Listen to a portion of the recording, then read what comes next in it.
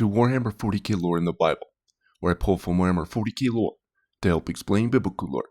And today we're going over the Omnissiah, or the Machine God. But I do this series every Monday. Every Tuesday is the short version of this, and that's more of a narrative experience, while these are more of a lore study and a Bible study all in one. And then I also do react videos that have a biblical veneer to it as well. And it's all evolved around Warhammer 40k lore. But anyways, how these work is we get into the Warhammer 40k lore first to kind of set the stage, and then we get into the biblical side of things. And then if there's something I want to bring in at the end, we'll come back to Warhammer 40k lore, but usually it's not needed. But anyways, I digress. Let's get this started.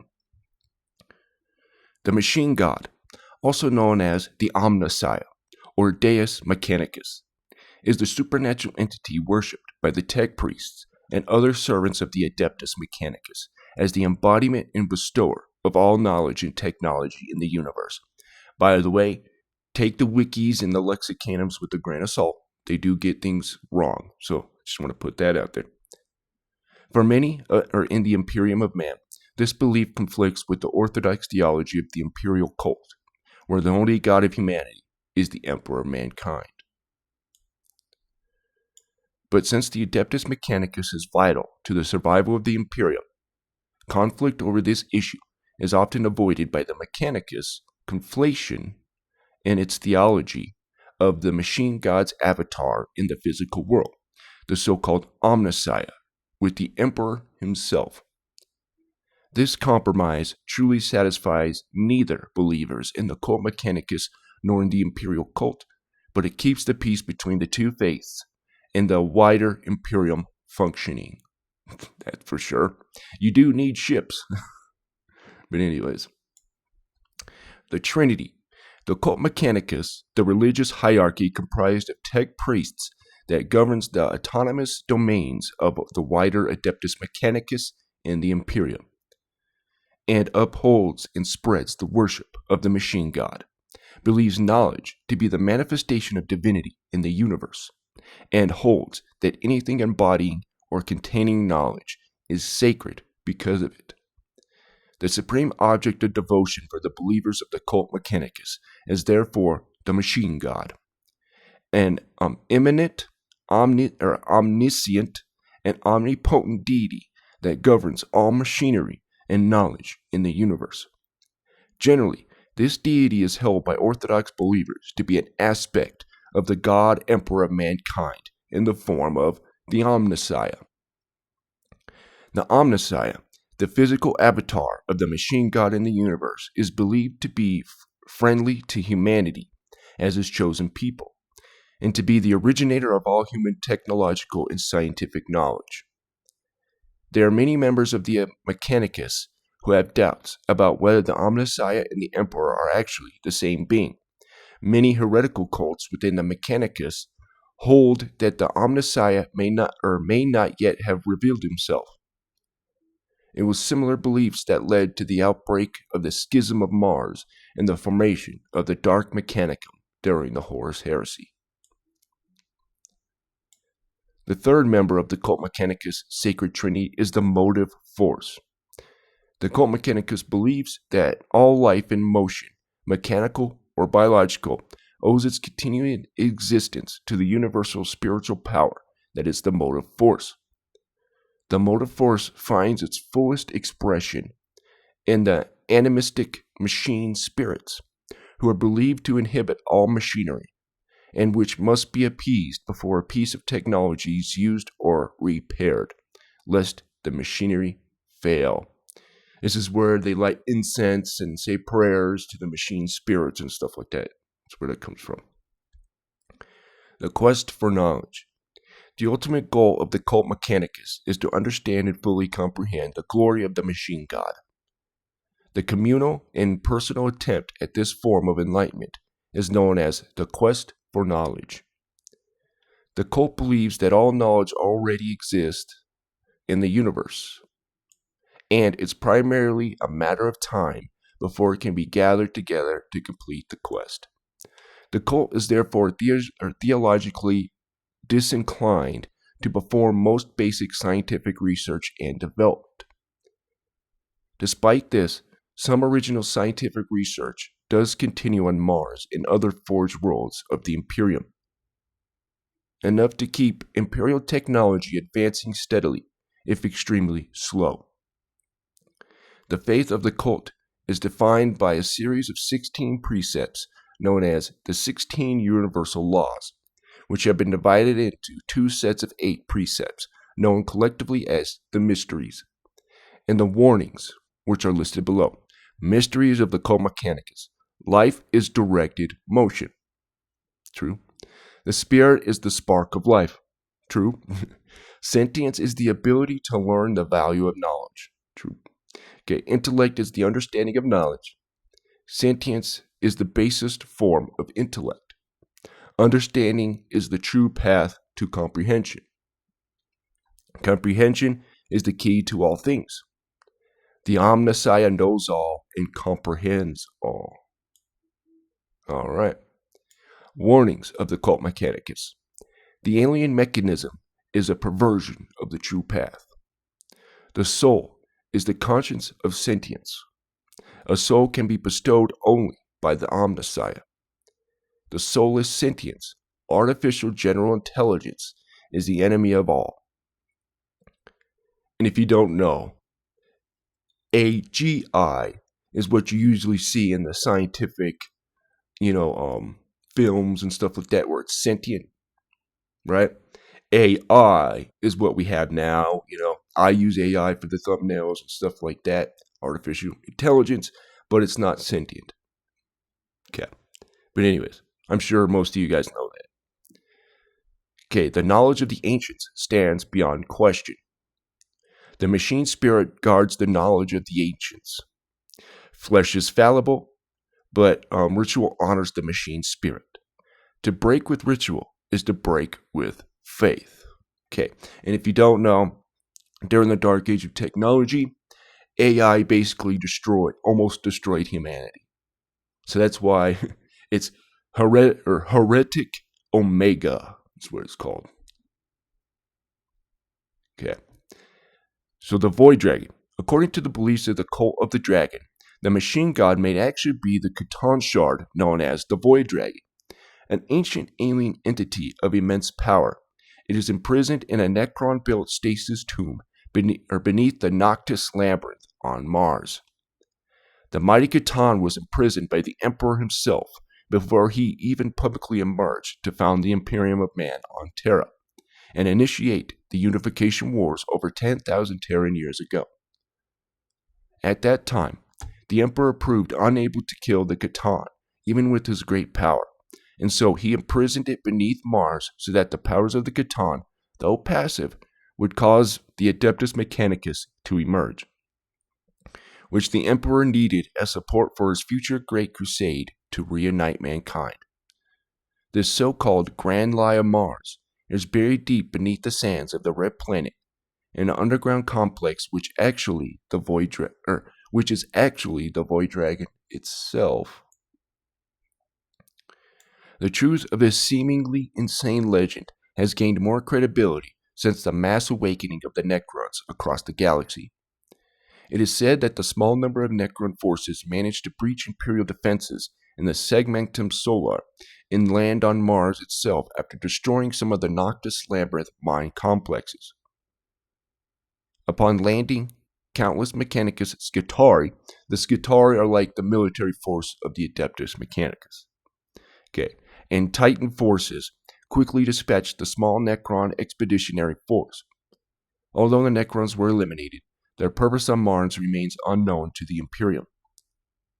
More striking is the fact that they breached vast areas of Imperial space, including the Segmentum Solar itself, undetected. The Mechanicus enforced a Perdita zone around the entire Noctis Labyrinth after this incident, presently still enforced by an entire Scutari legion. Alright, now we're going to get to the biblical side of things, and this is going to get very interesting here. So I want to start with this verse here. Ecclesiastes 1:9. The thing that hath been It is that which shall be. And that which is done is that which shall be done. And there is no new thing under the sun. So what this verse is saying, that there was a time, right, that everything has pretty much happened before, right? So this technology we have now, it was before, right? It's saying all this technology, it's nothing new, right? There's nothing new under the sun. So this technology, right, that we have now isn't necessarily new. Maybe it's a little bit sleeker and less organic, but still. And you'll see what I mean here. So I want to start out with this. So these are megaliths, okay? I want you to look at this stuff here, right?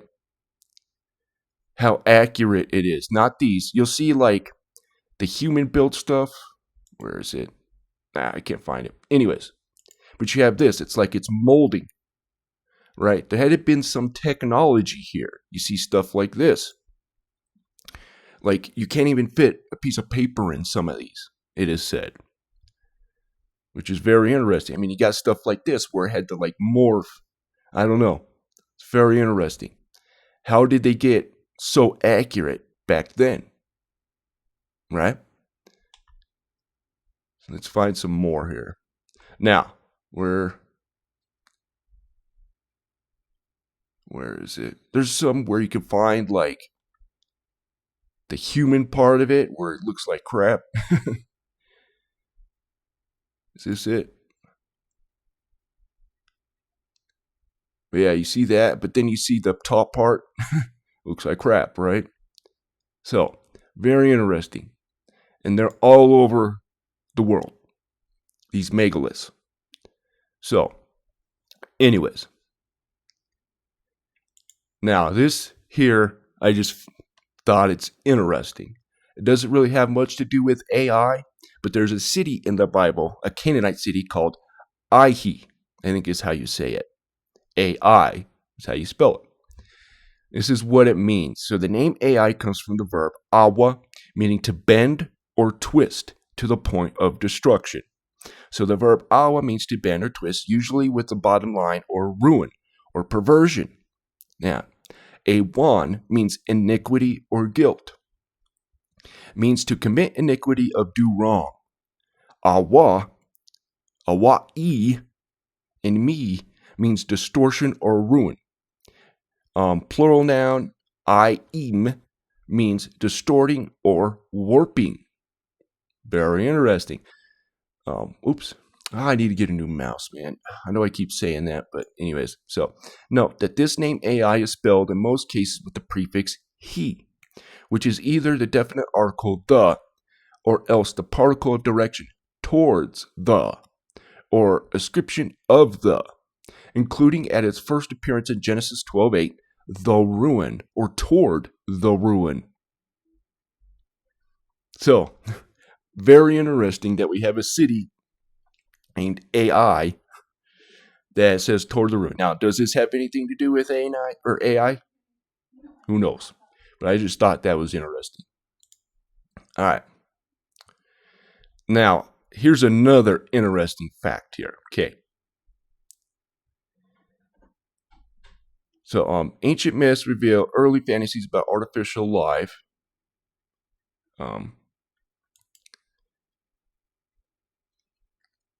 Or let me read the AI portion of this. Anyways, AI or mythology, this is from the Stanford Report, okay, encompasses the ancient roots of artificial beings and folklore and modern narratives about how algorithms function in our society. This is going to come into play, okay, when we get into the image of the beast. But anyways, I'm working my way up to that. I know Warhammer 40k doesn't have much to do with AGI, but it's going to come into play with this Omnissiah figure, or the Beast of Revelation. Okay. It bends historical cautionary tales of created life with the contemporary beliefs, ethical debates, and social anxieties surrounding machine intelligence.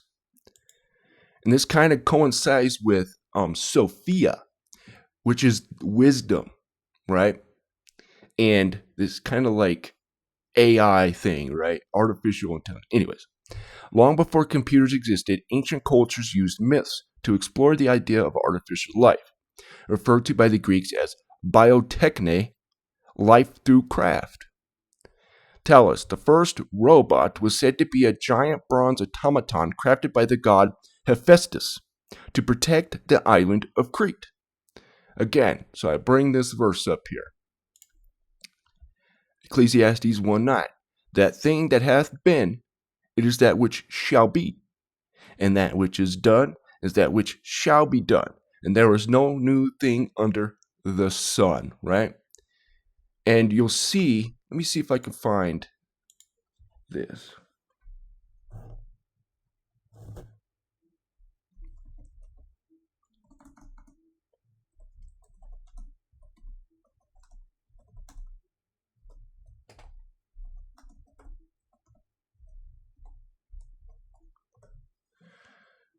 See if I can find it. Like this, right? You see this picture here? It's just very interesting. It's got like, almost looks like a light shining, right? I don't know. I don't know if that's exactly what it is, but it is interesting, right? And you'll see like, I think they found, let me see if I can find that, like copper vases, or not copper vases, vases with copper in it, which can generate electricity. Let me see.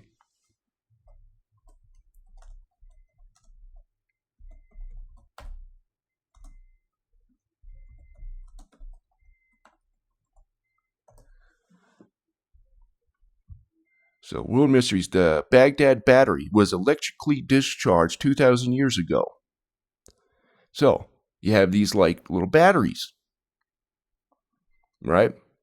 Again, I read this again. The thing that hath been is that which shall be. Okay. And you'll see, what's this one?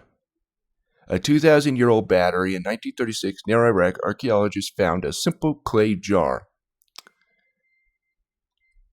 But yeah, anyways, I don't want to go too long on that subject. All right. Now, this is going to get even more interesting. So Daniel 2:43. And whereas thou sawest iron mixed with miry clay, they shall mingle themselves with the seed of men, but they shall not cleave one to another, even as iron is not mixed with clay. Well, you're going to see here, this is very interesting, a golem. And, right, so a golem is an animated anthropomorphic being in Jewish folklore that is created entirely from an inanimate matter, usually clay or mud. This most famous golem narrative involves Rabbi Judah Loewy, ben Bazilil. Anyways, the late 16th century rabbi of Prague, according to the Moment magazine, the golem is a highly mutable metaphor with seemingly limitless symbolism, and can be a victim or villain, man or woman, or sometimes both. Over the centuries, it has been used to connote war, community, isolation, hope, and despair. Now I want to go down here. This is where the term robot kind of came from. Let's see if I can find it. Right. So, theme of hubris. So a similar theme of hubris is seen in Frankenstein, The Sorcerer's Apprentice, and some other stories in popular culture. The theme manifests itself in R.U.R. Rosam's Universal Robots. Karel Čapek's 1921 play that coined the term robot. The play was written in Prague, and while Čapek denied that he modeled the robot after the golem, many similarities are seen in the plot. Okay. Very interesting. Now, that doesn't have much to do with what I'm going to be getting in here with this Omnissiah figure. Okay. And you'll see what I mean by Omnissiah. So, 2 Thessalonians 2:4. Who opposeth and exalteth himself above all that is called God, or that is worship, so that he, as God, sitteth in the temple of God, showing himself that he is God. Now, this is not talking about a physical temple. Let me show you what it's talking about here. 1 Corinthians 3:16. Know ye not that ye are the temple of God, and that the Spirit of God dwelleth in you? So, the beast of Revelation is going to have some omnipresence of some kind. He's going to be able to live inside you. That's what it's saying there, right? Because the temple of God is not a physical temple, okay? Some people think there's going to be this physical temple that he's going to sit in. No, that's a misdirection. He's going to be sitting inside of us if you take the mark. Okay, let's go a little bit further. And this is how he's going to be able to do this, by the image of the beast, which is probably going to be this AGI that he will inhabit.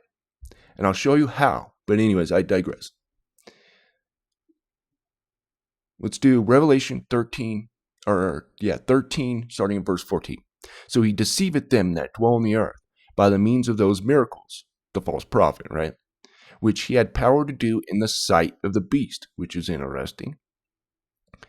Saying to them that dwell on the earth, that they should make an image to the beast, which had the wound by the sword, and did live. So maybe the beast gets wounded, and they put him into, this AI structure, or he's already, like I believe, that Lucifer, right? Let me bring that up. Did I bring that? Let me see if I brought that up. I did. Lucifer, we're going to see, is a man. He gets put, and his body is destroyed, and he gets put into the bottomless pit. Now, if you don't know, Genesis 6 talks about the angels came down, mated with women, and created giants and stuff like that. This is who Lucifer is. Because you're going to see here, he gets put into the pit when Satan isn't in the pit yet. So, right here, starting verse 15. Yet thou shalt be brought down to hell, to the sides of the pit. They that see thee shall never look upon thee and consider thee, saying, is this the man that made the earth to tremble, that did shake the kingdoms? Okay. Oops. So, does he take a new body and then he gets wounded and they finally put him in this? Or do they put him in the image of the beast? I don't know. Because you're going to see here, and he had power to give life unto the image of the beast, that the image of the beast should both speak and cause that as many as would not worship the image of the beast should be killed. This sounds like an AI. And if he can come into your body, if you don't take that mark, he can probably possess somebody to end you right there on the spot. I mean, very interesting. Okay. Oh, yes, I do want to read this. Verse 16. And he causeth all, both small and great, rich and poor, free and bond, to receive a mark in their right hand or in their foreheads. And we're going to see something is being developed that's going to connect you to the cloud. We won't bring it up because that'll push, because of YouTube's sake. But let's just say it involves a company called Tesla. But anyways, we'll just say that. And it's going to connect you to the cloud, and sooner or later to AI. No wonder why AI is starting to come into fruition. But anyways, okay. How is this going to happen? Right here, Luke 10:18. And he said unto them, I beheld Satan as lightning fall from heaven. Let's go a little further. First Enoch chapter 44. And also another phenomenon I saw regarding to the lightnings, how some of the stars are right. And we know these stars are an allegory for the angels, right? Or It could be angels. Who knows, right? But anyway, or stars could be angels, or anyways, I digress. But how some of the stars arise and become lightnings and cannot part with their new form. So if they're trapped in this lightning form, maybe like Lucifer and stuff like that, right? They're spirits. If you think spirit is energy of some kind, right? Well, you can merge them with AI. And you can be connected to AI and to everybody who's connected, right? Who's taken this mark, right? Now, we're going to see you got two signs, you got two marks. You either have the mark of God or you have the mark of the beast. Check this out. And this is like a symbol of who you worship, who's going to be in your temple, right? Deuteronomy 6:8. Or we're starting 7 and 8, sorry. And thou shalt teach them diligently unto thy children, talking about the commandments, the law of God, right? Thou shalt teach them diligently unto thy children, and shalt talk of them when thou sittest in thine house, and when thou walkest by the way, and when thou liest down, and when thou risest up. Thou shalt bind them for a sign upon thine hand, and they shall be as frontlets between thine eyes. And let me bring this up here. Okay.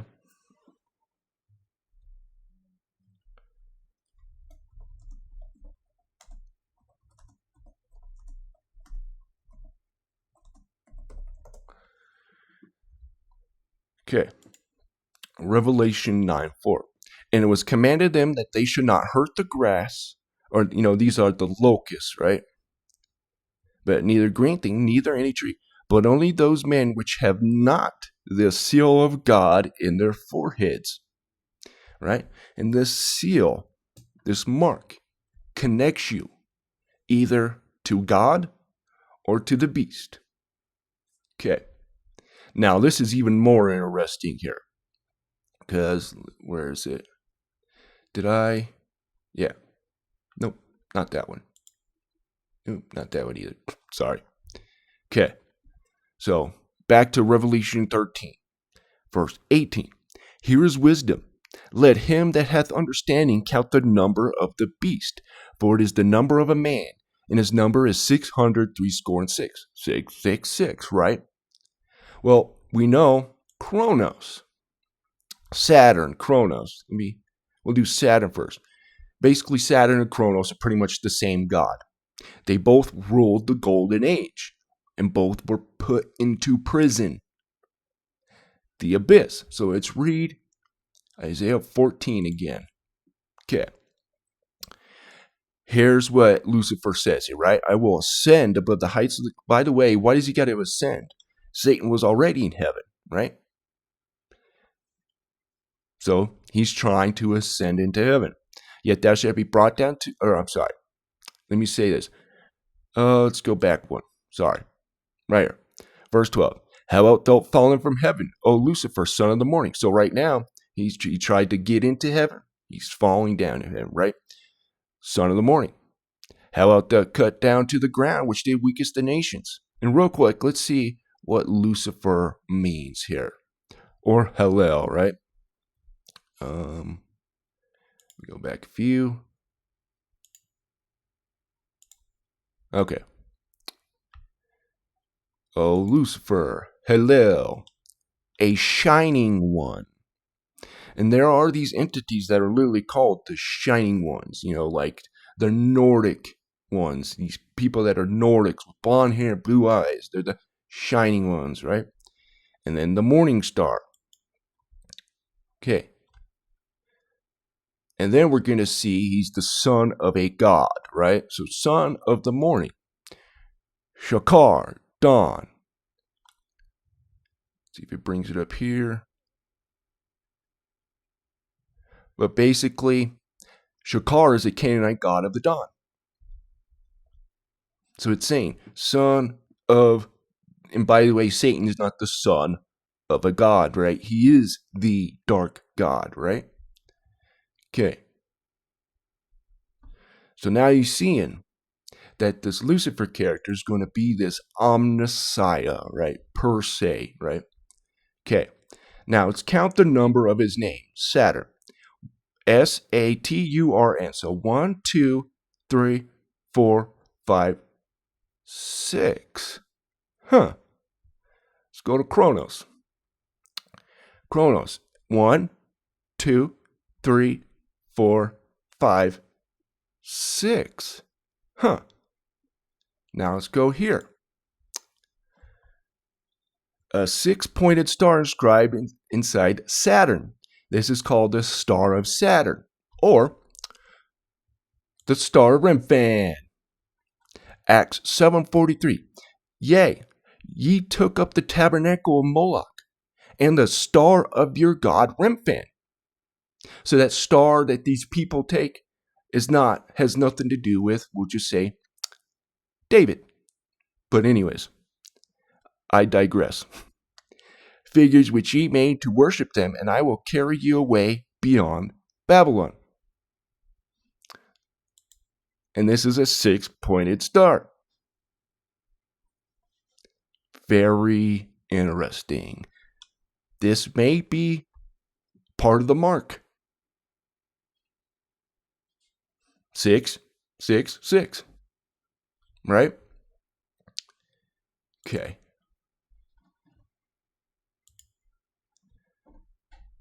Now we're going to read this. So Lucifer, son of the morning, how art thou cut down to the ground, which did weakest the nations? For thou hast said in thine heart, I will ascend into heaven.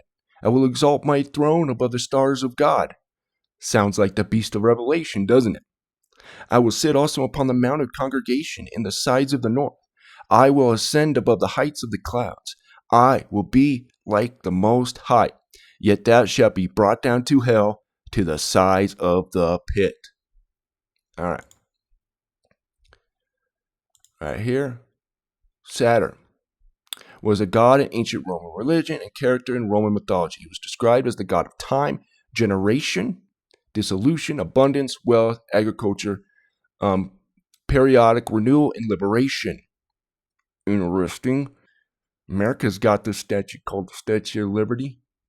But anyways, Saturn's mythological reign was depicted as the golden age of abundance and peace. Now, I believe this golden age was before Adam and Eve, right? Because we know Satan fell before Adam was born, right? Very interesting.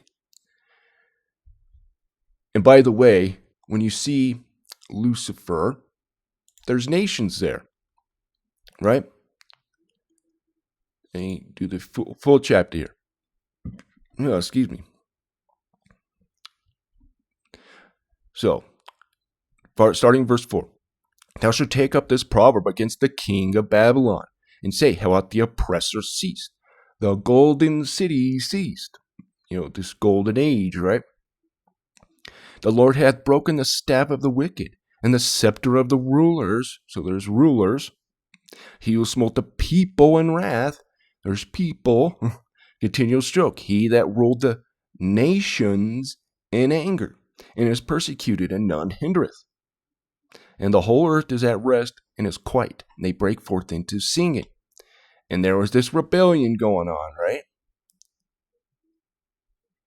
Because you see here, verse 16, right? They that see thee shall never look upon thee and consider thee, saying, is this the man that made the earth to tremble, that did shake the kingdoms? Okay. And now Lucifer's going to try to do it again in the end times, right? And he wants to be like God. But how you do that? You got to be omnipresent, right? Like God is, who's omnipresent. And plus, a lot of that has to do with we're connected to him, right?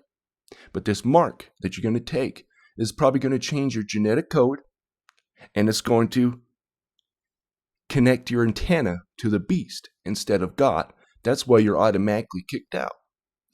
And, when God deals with Nephilim, right, he destroys them because they're not permitted. God said a horse will made after a horse, not a cow and a horse, right? So, Anyways, very interesting stuff. Now, I want to end this. Now, I put this at the end because can you trust Reddit? Right? I mean, but it's very interesting what he says here. Okay. So, the high technology of Atlantis. And by the way, you know what? I will bring that up. Atlantis is in the Bible. I already have it up, I think. Okay. Hey, sometimes I can be smart. Okay. So, verse 19, Ezekiel 26, verse 19.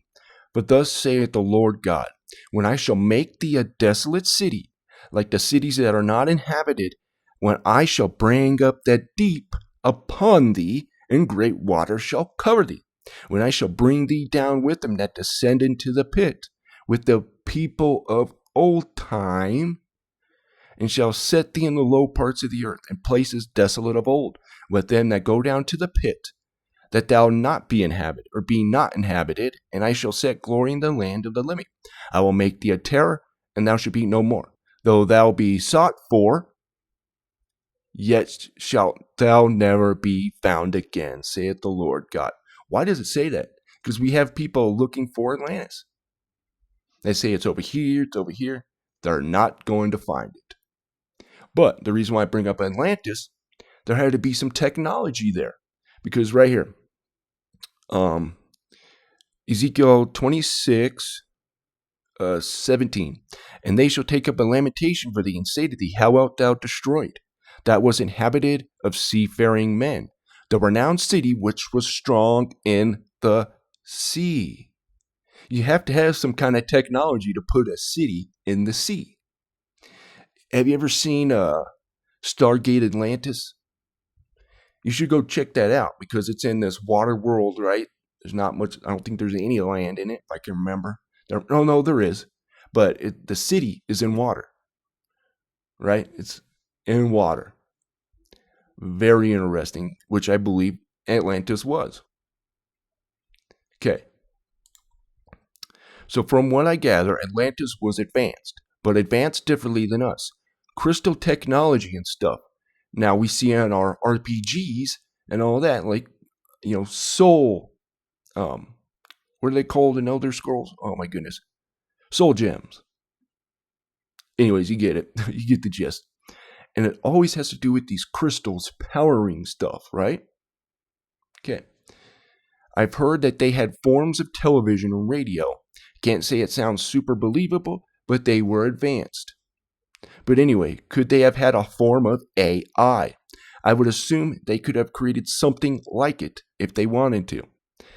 So right here, I believe the helmet of Ptah, I think that's how you say his name, he's an Egyptian god, may be such an AI device used by this important god of creation, based on design used in conjunction with the Djed pillars and the Ankh. I think he meant Ankh. It was probably like a Star-Lord style helmet connected to a network powered by obelisk or pyramids. Some of Ptah traits are patron deity of craftsmen and architects. In the Triad of Memphis, he is the husband of Sekhmet and the father of Nefertum. He also regarded as the father of the sage Imhotep. Possible location, Memphis was believed. Okay. We'll just read this last part here. So AI might have been the reason Atlantis lost the war. Hint, Hephaestus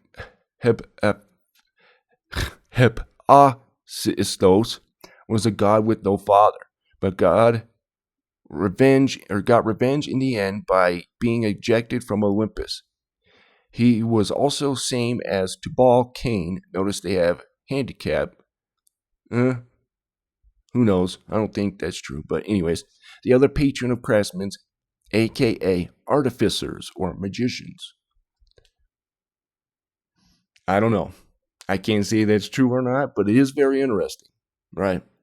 And I do know you have to have some kind of technology to have a city out in the ocean, or the sea is what the Bible calls it, right? So, anyways, guys, very interesting stuff. And we're going to wind it down here. I hope you guys enjoyed that. And you can see, man, like there was technology at least before the flood. But I think there was even better technology before Adam, which is why, they got destroyed and all that. And what's interesting, let's read Genesis 6 here. I take a different approach than most people who talk about the Nephilim and all that. Now, I do agree they were after the flood. Okay, 100%. We see that. Okay. Right here. So, Genesis chapter 6, verse 2. That the sons of God saw that the daughters of men, that they were fair, and they took them wives of all which they chose. Let's go to verse 4. There were giants in the earth in those days, and also after that. I think it's talking about before Lucifer's day and age, right? When the gods ruled the earth. And we see, so there were giants in the earth in those days, and also after that, when the sons of God came into the daughters of men, they bare children to them. The same became mighty men which were of old, men of renown. Let's look up Lucifer. For it says here, is this the man? What is this word man here, right? Aish or ish, man, ish, noun masculine, as an individual, a male person, a great, mighty man, he, high degree, him that is, husband, mankind, contracted from enosh, or perhaps rather from an unused root meaning to be extent. A man as an individual or male person, often used as an adjunct to a more definite term. Right here. So, as also another, any man or a certain plus champion. Consent, each, every, blah, blah, blah. A great, mighty man. High degree. So, we see that there. Lucifer was one of these mighty men. So, and we know, let me bring that up too, First Enoch, that the spirits of the Nephilim became the demons, right? Let me show you.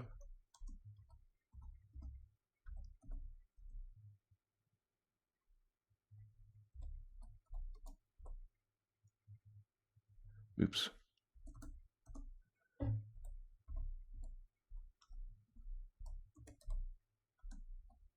Sorry, guys. My computer has to be kind of over there, so that's why I'm always typing slow. I apologize for that.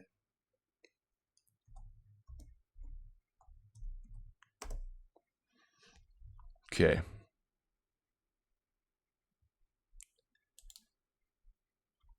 No, that's not it. Might be, let me see. No. Gotta remember when it was.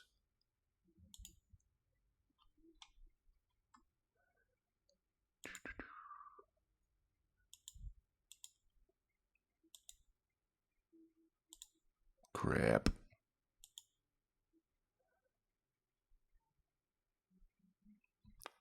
Oh well. Yeah.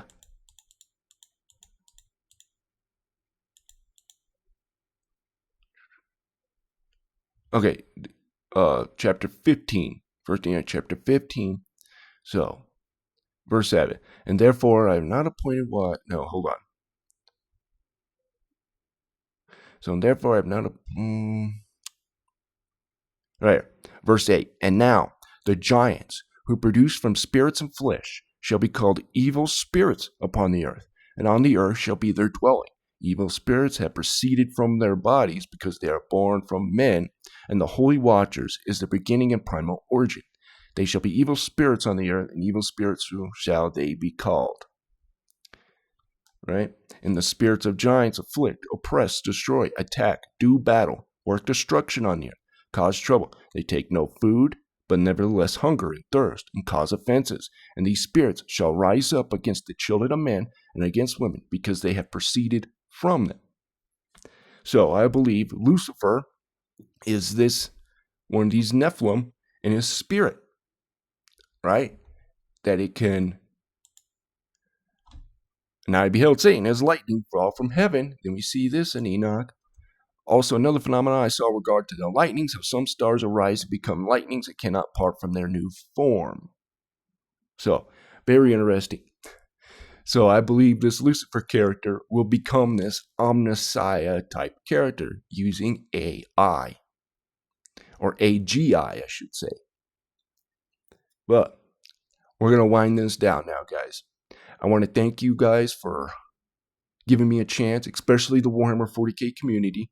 You guys have been nothing but welcoming. Of course, there's the bad apples, of course, but that comes with the territory. But I want to thank you guys and all the atheists who watch me, everybody. I just want to thank you guys. And thank you for all the comments that you guys give. You guys have been awesome and all that. And again, I can't do this without you guys, so I really do thank you. But anyways, you have a wonderful day.